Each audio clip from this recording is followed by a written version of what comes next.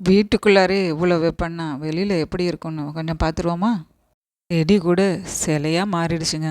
கோடையில் வெயில் மட்டும்தானே, மழையும் உண்டு இல்லையா? கரு கருன்னு மேகம், சிலு சிலுன்னு காற்று, படபடன்னு மழை. இப்படி இருந்தால் யாருக்கு தாங்க பிடிக்காது? இந்த தேன் சிட்டோட ஆட்டத்தையும் பார்க்குறீங்கள? தேனீக்களோட ஆட்டத்தை பற்றி தெரிஞ்சுக்கலாமா?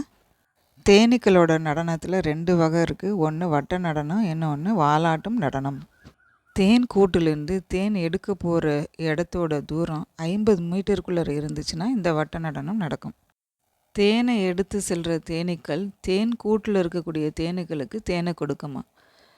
இந்த தேனோட சுவை தரமாக இருந்துச்சுன்னா அதோட ஆட்டம் உற்சாகமாக இருக்குமா. இதில் தரம் குறைவாக இருந்துச்சுன்னா அதோட ஆட்டமும் குறைவாக இருக்குமா.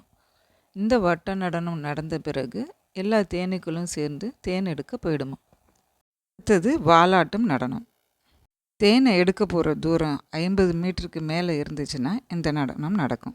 கீழிருந்து மேலாக வாலாட்டிக்கிட்டே போயிட்டு வலது பக்கமாக ஒரு சுற்று, மறுபடியும் வாலாட்டிக்கிட்டே போயிட்டு இடது பக்கமாக ஒரு சுற்று 8 போட்டது போல் இருக்குமா.